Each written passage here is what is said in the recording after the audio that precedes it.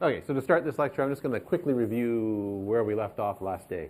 So we were trying to implement a simple version of rev. Right? So remember, rev is the command line program that reads the contents of a file and outputs each line of the file in reverse. So as it reads the file, it reverses the order of the characters in each line and then outputs those lines. We started out, or we got to this point in our implementation. So our array buff is going to be an array in which to hold in the characters for a single line. Now the problem with implementing rev is that you don't know how long each line of the file will be. And there is no fixed maximum upper length on a line in Linux. So you can't use a plain old array. Right? We have to dynamically allocate the array because we might need to reallocate the array to read in very long lines. So there's my dynamically allocated array of car instead, right, which we're going to call buff. We have to keep track of the size of the array because we need to reallocate it. And so we need to know when do we need to reallocate, right? And so we need to reallocate when we read in that many characters. Okay, so to read in the file, we're just going to read in the character. We're going to read in the file one character at a time. I decided to be a little bit fancy, and instead of creating a variable car C, I'm just going to use a pointer to a character. So I'm going to write directly into the buffer using this pointer. Right? So C points at the start or the first character in buff. Right? And now I'm just going to use our standard while loop to read in one character at a time. I'm going to ignore error handling in this example. So that reads in one character into whatever character is being pointed at by C. Right? We want to read in each line, so we want to know when have I read in a line. So I'm going to look at the character I just read in, right? And if it's the new line character, that's great. I've read in one line. I can now reverse that line, right, and then output that line to standard output. So I just read in the new line character. It might be useful if we wrote in the null terminator instead. This step's actually not necessary. I'm just going to do it here. I'm going to replace the new line with a null terminator. Again, not necessary, but if you do this, you can use buff as though it were a regular C-style string. Right. So this is, I guess, technically not necessary. So actually not necessary. Right. But you might find it might be useful for debugging purposes. Right. So if you're trying to debug this thing, it might be useful to print out the line that you just read in to make sure you read it in correctly. Right. All right, so now I want to reverse the string. And to reverse a string, you want to swap the first and last characters of the string, and then second, last, and so on and so on and so forth. Right. So here it's useful to get the length of this string. Now, I wrote the null terminator into our buffer, so I could just use string length. Right. But you actually don't have to do that. Right. So you could use string length. And it would work here because I did write the null terminator in. Right? It's unnecessary because C is pointing at the null terminator. Right? So in other words, it's pointing at the position one past the last character of the string, which means I can use pointer subtraction to get the length of the string. Right? So I can do something like the length is just equal to, so it's just going to be equal to C minus buff, like that. Right, so remember, with pointer subtraction, you get the, if you have two pointers into the same array, right, if you subtract the 2 pointers, you get the distance between the 2 pointers. And so that's the length of the string. Right, and now I can reverse the string. You have to be super careful when you do this if you decide to use an unsigned int as your index, which is what I'm going to do here. Right. So if the length is not 0, right. So if the length's not 0, I don't have the empty string. I'm going to reverse the contents of buff. Right. So now I just write my little standard for loop that reverses an array. Right. So for size ti. So I is going to be the index at the front. J will be the index at the back of the string. So that's going to be length minus 1. Right. I want the loop to run as long as I is less than j. Right? And at the end of each loop iteration, I want to make I go up by 1. I want to make j go down by 1.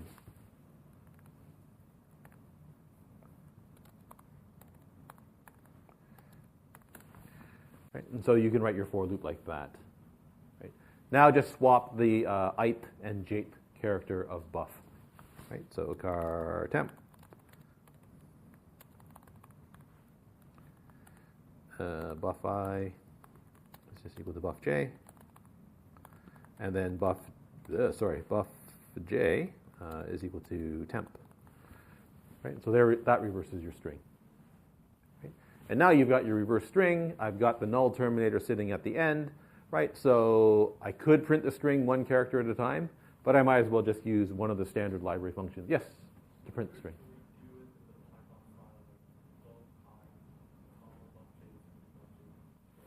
No. Then see, there's no. Sorry, you want to write what? Buff I, comma buff j. Oh no, you can't do it in one line in C. It's the same as Java, right? You can't do it either in Java. Python's got a lot of those nice shortcuts that would be nice if the older languages had, but they don't. Right. So I've got my. Let me repeat myself. So I could print out the contents of the buffer now one character at a time, right? Because I know the length of the string. But I've written the null terminator into the end of the string. I didn't reverse the null terminator character, so it's still sitting at the end. So I might as well just print the string, right? You can print the string however you want. You can use fprintf, you can use printf, you can use puts. They all work in this case. I'm just going to use puts because it's the easiest one here, right? Because we're writing the standard output anyway. Puts also writes the new line character at the end, which is nice. Right? Okay. So that out. So what? Oh, let me go back to this right here. That little if statement turns out to be very important in this case, right? And so you have to be super careful when you're using a unsigned int as your loop variable, and you're counting down, or if you're doing some sort of subtraction with the loop variable. Right, so you have to remember that it's unsigned, right? So when you get to 0 and you subtract 1 from it, it wraps around back up to the maximum size t value, right? So maximum positive value here. If the length is 0 in this loop, right, length minus 1 is not minus 1, right? It's the largest unsigned int value, right? So this loop actually runs if length happens to be 0, which you don't want it to do, right? And so that is very important. Right? There's a similar bug that occurs when you count downwards using an unsigned integer variable. Right? If you count down using an unsigned int and you want to go count down to 0, right? The last iteration of the loop typically subtracts 1 from the index or from the loop variable. Right? When you subtract 1 from 0, you wrap around back to the largest positive value, right? And you have an infinite loop.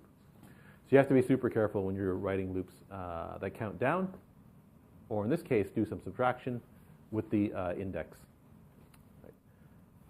All right, so you printed out the string. What do I want to do now? I want to read in the next line, right? So to read in the next line, I want to reset my pointer C so that it's going to read back into the buffer at the beginning of the buffer, right?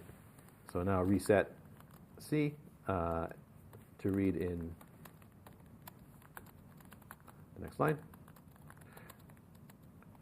Right, so I'm going to start reading in the next line, again, into the beginning of the array, right? And I'm in a while loop here, right? I am, so I want to continue at this point now. Right, so I want to go to the next iteration of the loop. Right.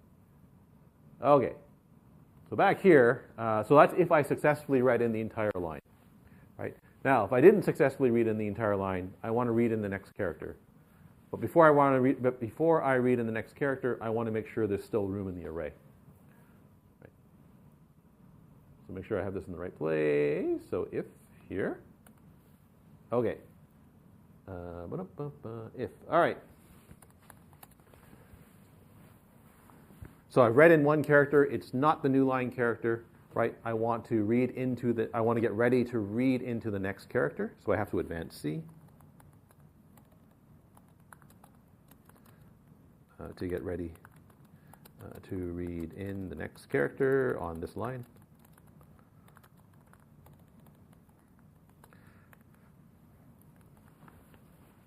Right. So C++. Right. Okay.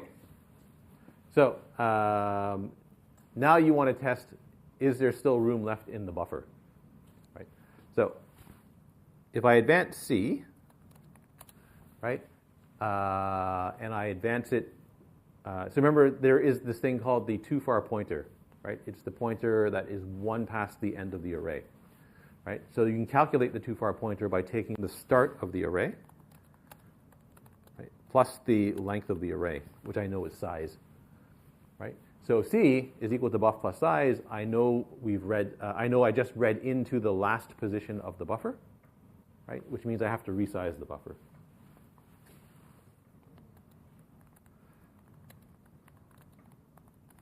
Right, and so to resize buff, we're just going to use realloc. Right? Now I'm going to do it the expedient way, but you probably shouldn't do it this way. Buff size times 2. That. Right. So when you use realloc, you probably should store the result in a separate variable, right? And then assign buff back to that variable, or assign that variable back to buff after you've checked that realloc has not returned null.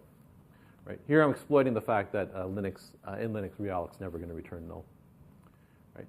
The danger with doing this is that if you're in an operating system where realloc can return null when it fails, and you do this, you end up setting buff to null, right?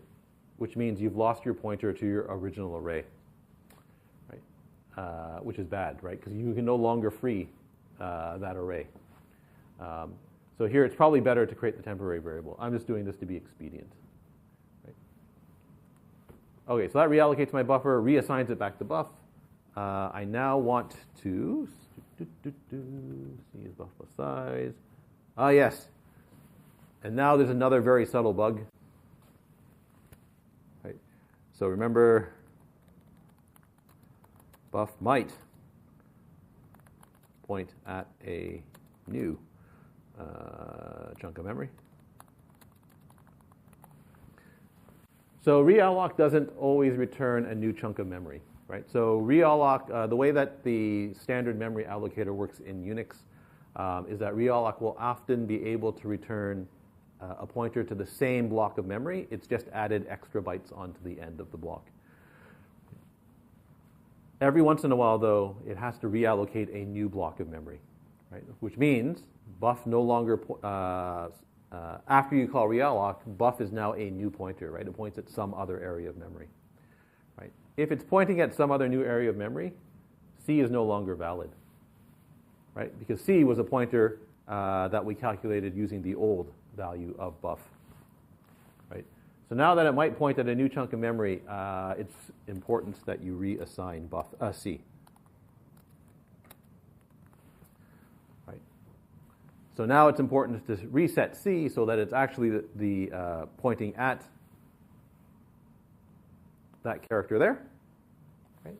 Which is the next free character in buff, right? And now you can update size. So size times equals 2, right? So up here I reallocated buff so that it was twice the current size, right? The order of these two lines is important. You can't calculate the new size first, right? You calculate the new size first, you don't know where to make C point at, right? So I have to update C first and then adjust the size. Okay, so now we've reallocated the array. We're good to go. That finishes the program, actually. So that returns 0. I suppose if you wanted to be very careful about this, you would free the buffer first. Right. But again, this is just the main function, so as soon as it returns, it's going to free all the memory with the program anyway. All right, so there's I claim that is our complete implementation of a simple version of Rev. Right? There's a lot of subtle points happening here. Most of these points are not all of them. There are a lot of subtle things going on here. Right? There's too many for the purposes of the exam. Right? So you might see one or two of these things. These might show up on the exam in some way. Right? Or they might show up in your solution in somehow, right? But there are a lot of little subtle things going on here, right? There's the use of the too far pointer. There is that thing there, right? So making sure you making sure to avoid overflow somewhere in your loop. Right? This stuff down here, where we are, where you're keeping a track of a pointer into a dynamically allocated array, right? And then reallocating the array, right? So remembering you might have to update your pointer. That's probably too subtle for the exam. But it is, in this particular program, it turns out to be quite important. All right, I guess we should try it and see if this actually works. So this is going to be rev.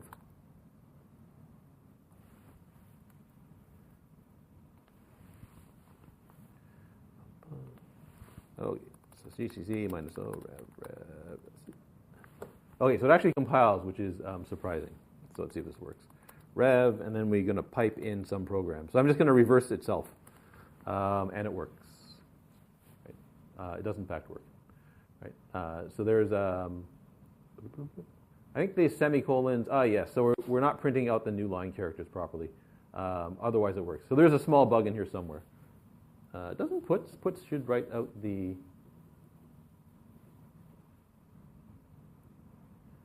that semicolon, the return 0 semicolon, it's not printing out the last character of our file. Boom, boom, boom, boom, boom, boom. Did I get everything here? Return, it's not printing out that thing there. Oh, and it could be, yes, this is my fault. All right, so if you're doing this in WSL, so in Windows, you have to remember that code is actually running in Windows. And Windows, by default, does not insert the new line character at the end of the program unless you tell it to. At the end of the file, unless you tell it to. Which is super annoying, but that's just the way it is. There it is. Okay, so that's better. So now it's actually printing out the last character. All right, so each line is coming out in reverse. All the lines of the file appear to be there, which is nice, right? So that program does, in fact, do what we want it to do. All right. One last little program, and then we'll wrap things up for this part of the course. So the next thing I want to show you how to do is how to implement tail, or one way to implement tail. So if you remember the tail program from earlier in the course, tail prints out the last n lines of a file. Right? So printing out the last n lines of a file, so head prints out the first n lines of a file where you specify n. Right? Printing out the first n lines of a file is easy. Right? You just read in each line of the file, right? Until you and print out each line until you reach n. Right? So once you read in the first 5 lines of a file, right, and print out the first lines of a file, you're done. Tail is harder because you need the last n lines of the file. Right? So I skipped something that the notebooks contains. So the notebooks tells you how to move or change the file position in a file. Right? So one way to implement tail is to go to the end of the file and then start reading in characters backwards. Right? So you read a character, that advances the file position 1 forwards. So now you back up 2 characters, read in the character, so that'll be the second last character. Right? When you read the character, it advances back forwards 1 position, so back up 2 positions, read the character. Right? So you can read the file in reverse. You just have to remember to back up 2 characters every time you read a character. Instead of doing it that way, I'm going to describe a way where you can read it from the beginning of the file, right? And still manage to print out the last n lines of the file. Right? So the idea here is you want to store the lines, you want to store the n lines of the file that you've read in already in a list-like structure. Right? So you want to read in each line of the file. Right? You store the line that you read in at the end of a list. Right? When you've read in n lines of the file, right, the next line of the file goes into the end of the list, and then you remove the first element or the first line that you read in. right? And so that always keeps track of the last n lines that you've read in, right? So read, add to the end of the list, right? If you've read in at least n lines of the file, remove the first line, remove the first element of the list, right? So this would be easy if you had a list-like data structure in C, but you don't, right? You can't use you don't want to use an array, right? Because to use an array, you have to shuffle everything around to remove the first element of the array, right? So remove the first element, you have to move all the other n elements up forward in one position in the array, which you want to avoid doing. If you've taken SIS 235, you might recognize that this is probably the ideal place to use a linked list, right? Removing from the front of a linked list is O1, right? Adding to the end of a linked list is O1, right? You just need a linked list. So in C, it turns out that's easy to do, right? I don't need the full linked list. I just need to be able to add and remove, add to the end of a linked list and remove from the front of a linked list, right? And so you can just whip up a quick little linked list, right? If you're in 124, this won't make any sense to you, so don't worry about it, right? If you've already taken 124, hopefully this makes some sense to you, right? So to make a linked list, you're just going to basically repeat the code that we did for a linked stack, right? I need a node, right? Our linked list is going to be a sequence of nodes, right? So I need a node structure. In this case, our node is going to hold a string, right? And the string is going to be dynamically allocated. So line is going to be my string that represents a line of text, right? And I'm just going to hold a pointer to the next node in the sequence. I need a list-like structure now, and I want to be able to add at the end of the structure, right, at the list. And I want to be able to remove from the front of a list. So I'm going to keep track of how many elements are in the list. Right? I'm going to keep track of the pointer at the front of the list, right, so the first element. And I'm going to keep track of the pointer to the last element of the list. Right? So front points at the first element or first node, last points to the last node. Okay, so to add to the end of a list, it's like pushing an element onto the top of a stack, where the stack is represented as a linked sequence of nodes. Right. So I'm going to add to that list, right, that string. Right. So to add something to the end of a list, and to an end of this kind of list anyway, sorry, you need to allocate a new node, right? So that node is going to hold that line. Right? I don't need to copy that line, right? I'm going to assume that someone else has already dynamically allocated that array of car, and so I'm just going to store that pointer. Right? So in the node, right, I'm going to set line to equal line. Right? So remember that that line is the line represented by this node. Right? This is going to be the last node in the sequence, so next will be null. Right? I now need to add n to the end of my list. Right? And you have to, there's always this special case where the list is empty, right? So if the list is empty, right, then the front node of my empty list is now n, right? And the last node of my empty list is now also n, right? If the list is not empty, right, and so I can figure out if the list is not empty just by looking at front, right? Front is a pointer to the first node, right? If the list is not empty, that pointer is not null, right? So if that pointer is not null, I want to add n to the end of the list, right? So in other words, I want to add n after the last node in the list, right? So list last next now points at n, right?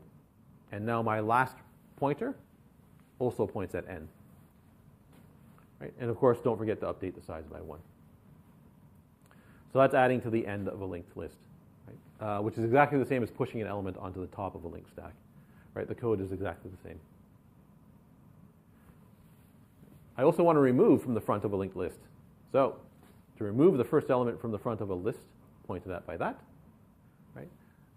You want to remove the first element, so I need to advance to the second element in the list, right? Because that's going to be my new front. Right? Before advancing, so I want a pointer to the second node. There's my pointer to the second node, right? It's just list front next. Right? This is assuming that there is actually, that the list is not empty. I guess I should put that in here. Right? If your list is empty, you have a problem, right? Because list front is null. and then null next is an error. Right? So now I've got my pointer to the second node. I can now get rid of the first node. Right? Remember, we dynamically allocated these nodes, so I have to free that thing there. Right? There's actually a bug here. You actually want to free the line also that's stored in the node.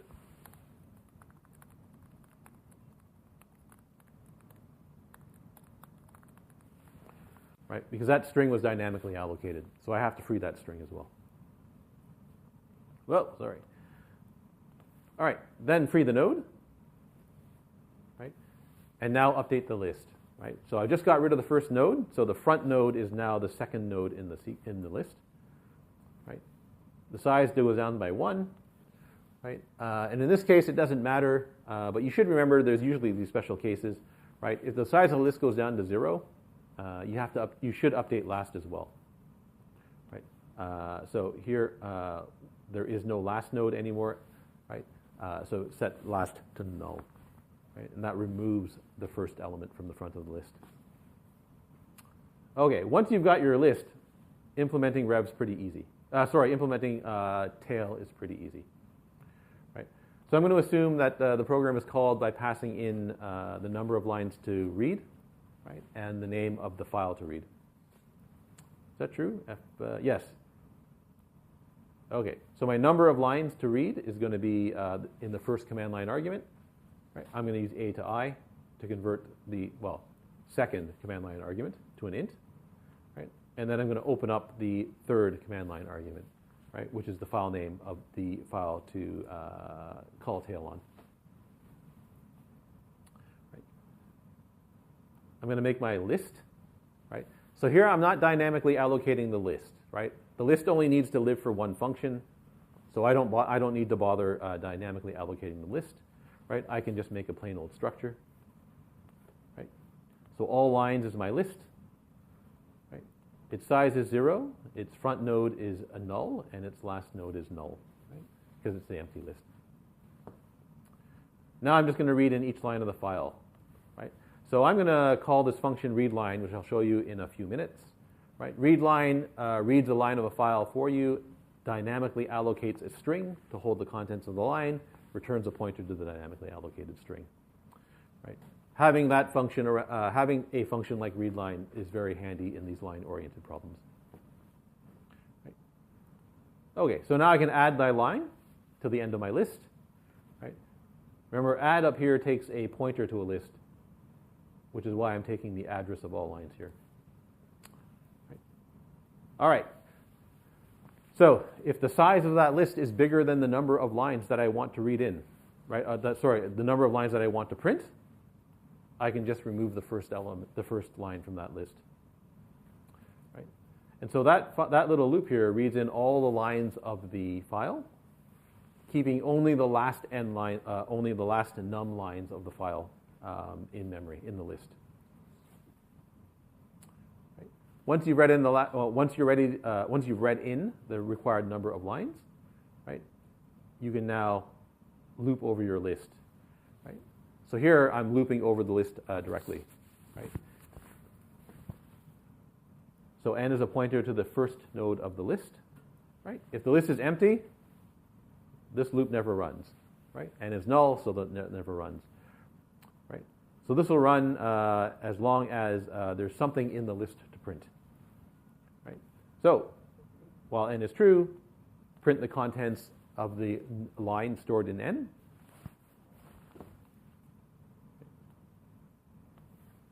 Get a pointer to the next node in the list.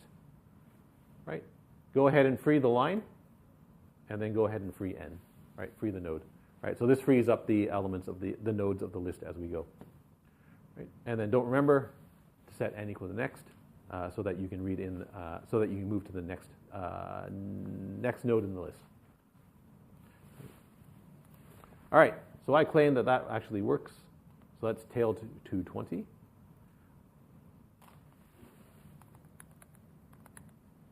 So I guess we'll just do, so let's print out the last line of the program itself. Right, and so the last line of the program itself is the is the brace, right? That's the closing brace at the end of main.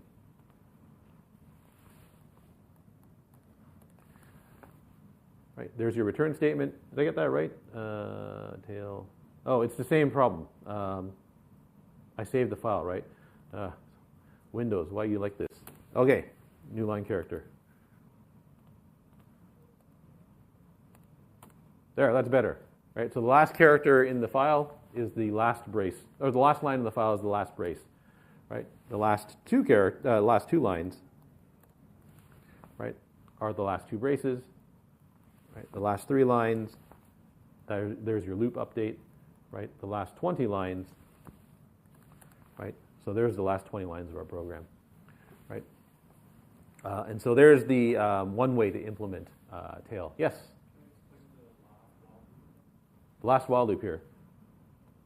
Oh, the last while loop is just iterating over the list, right? That's all it's doing.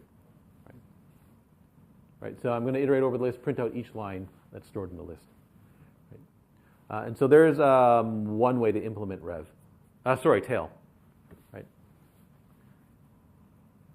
There are other strategies you could consider, right? So one other strategy is to read the file looking for the number of new line characters in the file. Right? So read the the file one character at a time, count the number of new line characters. Right? That tells you how many lines are in the file. Right? And now you can then you can rewind the file, right? Read it again, this time only keeping track of the last n lines of the file. Right? So you could read the file twice to solve the problem as well. Right? This one only reads the file once. Right? I guess the third strategy is to read from the end of the file. Right? But I didn't tell you how to do that this year. So if you want to try it, just read the file input, the file IO notebook. And look for the file positioning functions. Right? It is possible to do by reading it backwards. All right. Oh, what you need to do, we need to see readline. So readline is basically where to go? Here. Right. So readline basically does what the loop of Rev 220 does. Right. So readline reads a line from that file there. It returns the contents of the line as a string, right? As a dynamically allocated string, right? And so it does exactly what Rev 220 does, right? It dynamically allocates a buffer to read into, right? It uses a pointer into the buffer to write the most recently read character into, right? So this is all the same before. There's our basic while loop that reads in one character at a time, right? There is where we test whether or not we have to reallocate the buffer, right? This is how you probably should do it, right? So make a little temporary variable, right? I guess you should test if temp is null, right? And then assign buff back to temp, right? If not temp.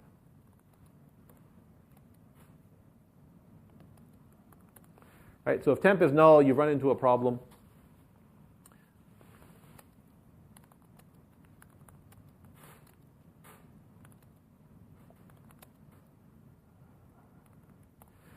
Right, so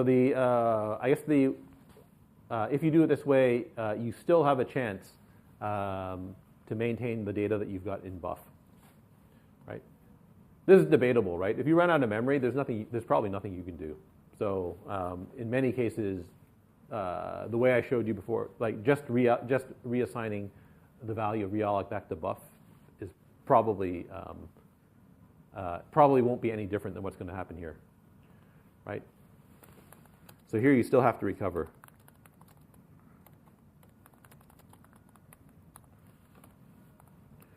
Right, so that's still a big question, is how you actually do that. But if you can recover from the out-of-memory condition, right, you haven't lost the contents of buff. Right? If you just write buff equals realloc buff, you've lost the previous contents of your buffer. And away you go, right? So